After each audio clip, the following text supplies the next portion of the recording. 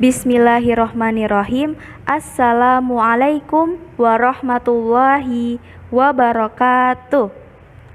Apa kabarnya anak-anak? Semoga dalam keadaan sehat walafiat. Nah, sebelumnya perkenalkan, nama Ibu Fajria Nur Aziza. Anak-anak bisa panggil Ibu dengan Ibu Iza. Ibu sedang melaksanakan PPL di MTS Muhammadiyah 1 Purbalingga dan Ibu dari Universitas Muhammadiyah Yogyakarta. Nah, pada kesempatan kali ini Ibu akan mengajar kalian mata pelajaran fikih dengan topik sholat fardu. Nah, di sini Ibu menggantikan Pak Imawan dalam mengajar tentang mata pelajaran fikih. Baik, langsung saja anak-anak. Materi kita adalah sholat fardu. Nah, pada topik sholat fardu ini kita akan membahas tentang yang pertama yaitu ketentuan waktu sholat 5 waktu. Yang kedua, bacaan-bacaan sholat 5 waktu. Yang ketiga, tata cara sholat 5 waktu. Yang keempat, ketentuan sujud sahwi. Dan yang kelima yaitu praktik sholat 5 waktu dan sujud sahwi. Yang pertama yaitu sholat fardu atau sholat 5 waktu. Nah, ada dua pengertian yaitu secara bahasa atau secara etimologi dan secara istilah atau terminologi. Yang pertama yaitu pengertian sholat secara bahasa yang berarti doa. Nah, sedangkan secara istilah, sholat adalah ibadah yang terdiri dari perkataan dan perbuatan tertentu yang dimulai dengan takbir dan diakhiri dengan salam. Adapun dalil diwajibkannya sholat yang berbunyi A'udzubillahi minasyaitonirrajim. Bismillahirrahmanirrahim.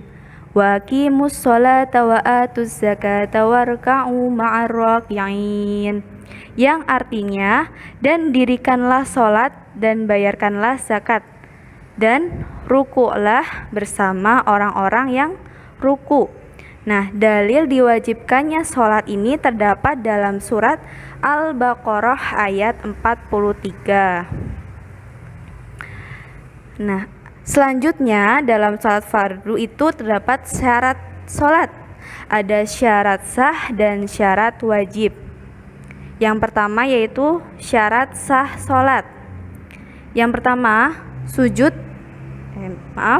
Yang pertama, suci badan dari hadas besar dan kecil. Jadi kita harus suci dari hadas besar dan kecil untuk melaksanakan sholat. Jadi sholatnya akan sah seperti itu. Yang kedua yaitu suci badan, pakaian, dan tempat dari najis. Yang ketiga yaitu menutup aurat. Jadi anak-anak ketika melaksanakan sholat itu harus menutup aurat. Jadi menutup aurat yang telah ditentukan, baik laki-laki maupun perempuan. Yang keempat yaitu telah masuk waktu sholat. Jadi harus sholat pada waktunya. Maksudnya sholat pada waktunya seperti sholat duhur, pada sholat duhur gitu. Jadi dia ketukar gitu. Yang kelima yaitu menghadap kiblat. Jadi sholat itu harus menghadap ke arah kiblat, jangan membelakangi kiblat. Nah, terus yang keenam, Nah, selanjutnya yaitu syarat wajib sholat. Nah, syarat wajib sholat yang pertama yaitu Islam. Jadi wajibnya sholat yaitu kita harus beragama Islam. Yang kedua yaitu balik. Jadi ketika kita sudah balik, sudah dewasa, dianggap dewasa dalam Islam itu, kita harus wajib melaksanakan sholat. Ketika kita tidak melaksanakan sholat, maka kita akan berdosa. Yang ketiga yaitu berakal. Jadi ketika kita berakal, tidak gangguan jiwa atau gila, maka kita harus wajib melaksanakan sholat. Yang keempat yaitu suci dari haid dan nifas bagi perempuan. Yang kelima yaitu telah sampai dakwah kepadanya. Jadi ketika anak-anak sudah mengetahui hukum sholat dan rukun-rukunnya dan lain sebagainya, maka anak-anak wajib melaksanakan sholat karena anak-anak sudah mengetahui. Yang keenam yaitu terjaga, tidak sedang tidur. Nah, selanjutnya yaitu sunnah sholat. Nah, sunnah sholat merupakan ucapan atau gerakan yang dilaksanakan dalam sholat selain rukun sholat. Nah, sunnah sholat dibagi menjadi dua. Yang pertama yaitu sunnah ab'ad, yaitu sunnah yang apabila terlupakan harus diganti dengan sujud sahwi. Ini beberapa yang termasuk sunnah ab'ad, yaitu ada tasyahud awal, membaca sholawat dan tasyahud awal. Yang ketiga yaitu membaca sholawat atas keluarga Nabi pada tasyahud akhir. Yang keempat yaitu membaca kunut pada sholat subuh dan sholat witir pada pertengahan hingga akhir bulan Ramadan. Yang selanjutnya yaitu sunnah hai'at. Sunnah hai'at adalah amalan sunnah dalam sholat yang apabila terlupakan tidak perlu diganti dengan sujud sahwi. Nah, berikut ini yang termasuk sunnah hai'at adalah yang pertama, mengangkat tangan ketika takbiratul ihram. Yang kedua, meletakkan tangan kanan di atas tangan kiri ketika sedekap. Yang ketiga, memandang ke tempat sujud. Yang keempat, membaca doa iftitah. Yang kelima, tumakninah atau diam sejenak sebelum atau sesudah membaca surat Al-Fatihah. Yang selanjutnya itu membaca lafal amin sesudah membaca surat Al-Fatihah. Yang selanjutnya membaca surat selain surat Al-Fatihah setelah membaca surat Al-Fatihah.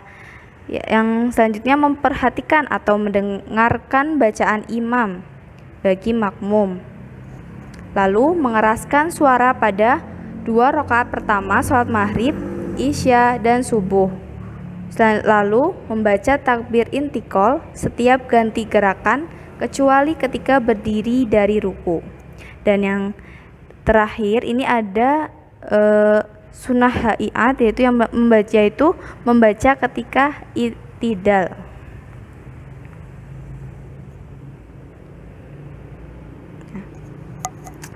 Adapun yang membatalkan sholat yaitu berbicara dengan sengaja.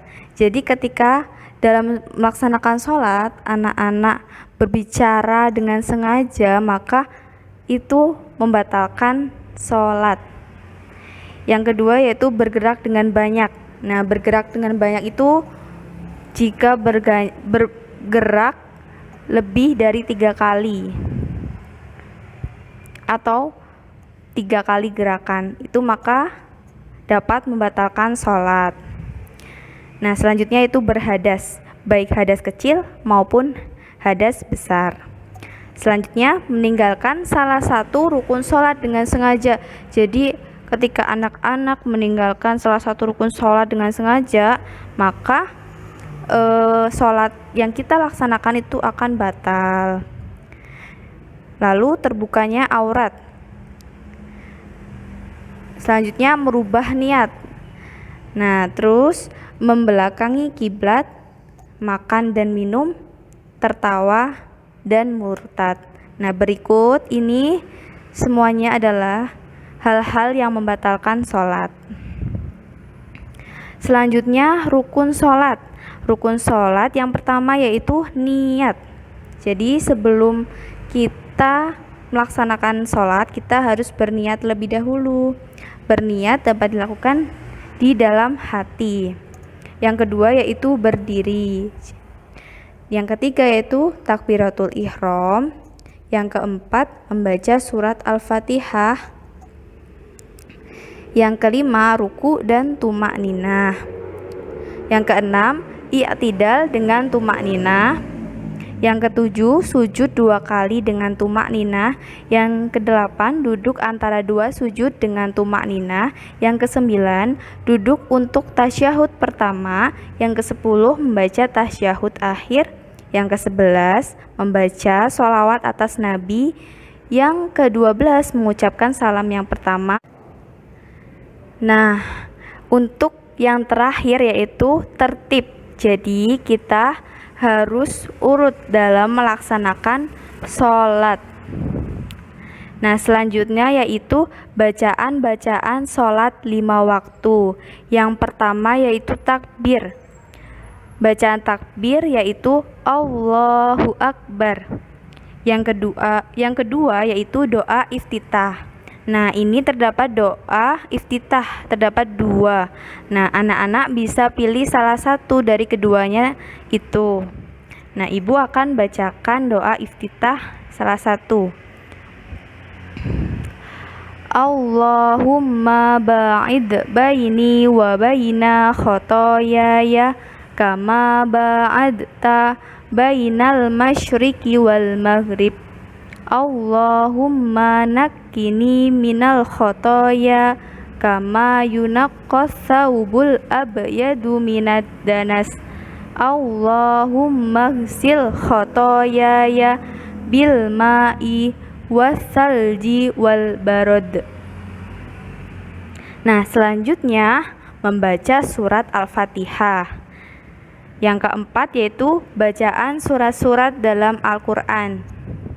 Jadi setelah membaca surat Al-Fatihah, maka anak-anak mengucapkan amin, lalu dilanjutkan membaca surat-surat dalam Al-Quran. Misalnya yaitu surat Al-Ikhlas atau surat An-Nas dan atau surat-surat lainnya yang terdapat dalam Al-Quran. Yang selanjutnya yaitu doa ketika ruku. Nah, ini terdapat 2 bacaan ruku. Yang pertama yaitu Subhana Rabbiyal Azim, dan yang kedua yaitu Subhana Rabbiyal Azim wa bihamdih, sebanyak 3 kali. Jadi anak-anak bisa pilih salah satu dari keduanya. Selanjutnya dilanjutkan dengan doa iktidal. Nah, doa iktidal ini yaitu Sami'allahu liman hamidah Rabbana walakal hamdu. Atau anak-anak juga bisa memakai doa iktidal seperti ini. Sami'allahu liman hamidah Rabbana walakal hamdu hamdan katsiran thayyiban mubarakan fih. Atau Sami'allahu liman hamidah Allahumma Rabbana lakal hamdu mil'a samawati wa mil'a wa min al-ardi wa mil'a ma syi'ta min syai'in ba'. Selanjutnya setelah doa iktidal dilanjutkan doa sujud. Berikut doa sujud. Yang pertama, Subhana Rabbiyal A'la wa bihamdih. Atau anak-anak bisa memakai doa sujud berikut ini. Subhana Rabbiyal A'la sebanyak 3 kali. Jadi anak-anak bisa pilih salah satu dari doa sujud yang ibu bacakan tadi. Selanjutnya doa duduk di antara 2 sujud. Terdapat 2, anak-anak pilih salah satu. Ibu akan bacakan keduanya. Yang pertama, Rabbi firli warhamni wajburni warfa'ni warzuqni wahdini wa'afini wa'fu anni. Atau Allahumma firli warhamni wajburni wahdini warzuqni. Selanjutnya, bacaan tasyahud awal. Terdapat 2 bacaan tasyahud awal. Nah, ini anak-anak bisa pilih salah satu ya. Ibu akan bacakan doa tasyahud, bacaan tasyahud awal yang pada bagian yang kedua ini. At-tahiyyatu lillah wassalawatu wattayyibat. Assalamu alayka ayyuhan nabiyyu wa rahmatullahi wa barakatuh. Assalamu alayna wa ala ibadillahi sholihin. Asyhadu an la ilaha illallah wa asyhadu anna muhammadan abduhu wa rasuluh.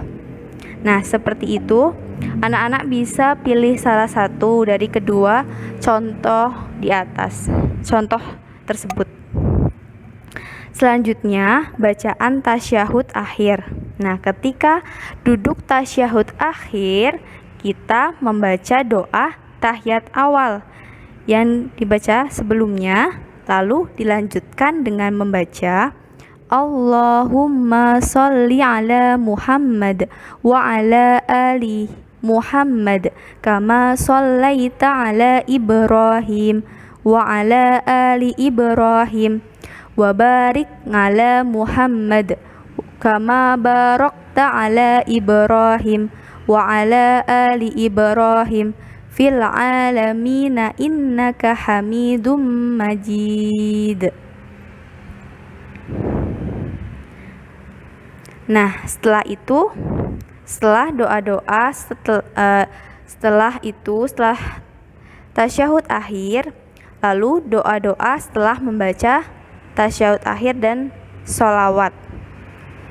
Nah, ini ada 2 doa mohon perlindungan dari azab kubur dan doa mohon ampun. Yang pertama, doa mohon perlindungan dari azab kubur.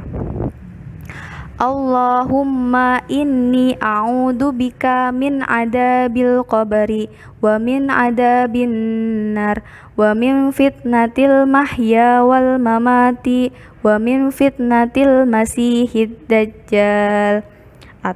Dan yang selanjutnya doa mohon ampunan. Allahumma firli ma qaddamtu wa ma akhartu wa ma asrartu wa ma asraftu anta a'lamu bihi minni antal muqaddamu wa antal muakhiru la ilaha illa anta subhanaka inni kuntu minad dholimin. Nah, setelah itu ucapan salam dalam sholat. Untuk mengakhiri sholat, kita membaca Assalamualaikum warahmatullahi wabarakatuh dengan tengok kanan dan kiri seperti ini. Assalamualaikum warahmatullahi wabarakatuh. Assalamualaikum warahmatullahi wabarakatuh. Seperti itu. Anak-anak juga bisa sampai Assalamualaikum warahmatullahi seperti itu. Nah, berikut ketentuan waktu sholat fardu. Anak-anak bisa lihat pada gambar berikut ini. Nah, ketika sholat duhur, maka matahari itu berada di titik tertinggi. Itu maka anak-anak dapat melaksanakan sholat duhur. Nah, ketika sholat asar, maka matahari itu akan turun menuju ke ufuk barat. Nah, itu waktu pelaksanaan sholat asar. Dan ketika matahari terbenam, itu melaksanakan sholat maghrib dan isya setelah sholat maghrib, lalu subuh, yaitu menjelang sebelum matahari itu terbit menuju ke ufuk timur. Ya. Jadi sholat fardu itu ada 5. Duhur, asar, maghrib, isya, subuh. Seperti itu. Lalu ketentuan sujud sahwi. Perlu kita ketahui bahwa sujud sahwi adalah sujud yang dilakukan karena seseorang meninggalkan sunnah ab'ad, atau ketika meninggalkan sunnah ab'ad maka harus diganti. Nah, contohnya itu kekurangan rokaat atau kelebihan rokaat, maupun ragu-ragu tentang jumlah rokaat dalam sholat. Nah, sujud sahwi dapat dilaksanakan sebelum maupun sesudah salam dengan membaca zikir dan doa. Nah, ini terdapat lafal sujud sahwi. Jadi ketika melaksanakan sujud sahwi, anak-anak bisa membaca dengan lafal subhana man la yanamu wa la yashu. Seperti itu. Nah, berikut ini merupakan panduan sholat 5 waktu lengkap. Nah, yang pertama itu niat dan bacaan sholat fardu. Nah, ini terdapat gerakan dan bacaan sholat fardu, lalu doa setelah sudah sholat. Nah, berikut tata cara sholat fardu. Jadi yang pertama, anak-anak harus berdiri dengan tegak. Dilanjutkan dengan niat di dalam hati. Yang ketiga yaitu takbiratul ihram. Nah, anak-anak bisa mengangkat tangannya itu sejajar dengan bahu atau dengan ukuran segini. Nah, selanjutnya yang keempat yaitu bersedekap, membaca doa iftitah, lalu surat Al-Fatihah dan surat lainnya secara berurutan. Nah, yang kelima yaitu mengangkat kedua tangan sejajar dengan bahunya, lalu ruku sambil mengucapkan Allahu Akbar. Lalu yang keenam, ruku dengan cara menundukkan badan sampai mencapai bentuk tertentu. Nah, anak-anak bisa lihat gambar berikut ini. Nah, jadi lurus gitu sampai mencapai bentuk tertentu. Nah, yang ketujuh yaitu bangkit dari ruku. Yang kedelapan, sujud dengan cara meletakkan kedua kaki, lutut, tangan, dan kepala ke lantai. Yang kesembilan yaitu duduk di antara dua sujud dengan cara kaki luar kiri dan jari jemari kaki kanan dicecahkan di lantai, badan diluruskan dan kedua tangan di atas lutut. Yang ke-10 yaitu takbir intikal, yaitu bangkit dari sujud dan berdiri seperti rakaat pertama. Yang ke-11 tahiyat awal dan tahiyat akhir. Berikut ini gambar yang pertama itu gambar tahiyat awal, di mana pada tahiyat awal itu cara duduknya berbeda. Coba anak-anak perhatikan pada tahiyat awal itu jadi bagian kaki kiri itu pas di belakang sini. Nah, sedangkan pada tahiyat akhir kaki kiri itu agak masuk ke dalam, seperti itu. Nah, yang ke-12 yaitu menutup gerakan sholat dengan salam.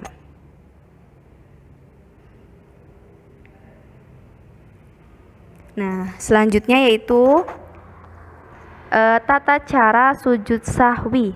Yang pertama, setelah selesai membaca tahiyat akhir, langsung sujud lagi dengan membaca Subhana man la yanamu wa la yashu, yang artinya Maha Suci Allah yang tidak tidur dan lupa. Nah, selanjutnya yang kedua, bangun dari sujud disertai dengan mengucapkan takbir. Yang ketiga, kemudian duduk sebentar lalu takbir dan dilanjutkan sujud lagi dengan doa yang sama dengan sujud pertama.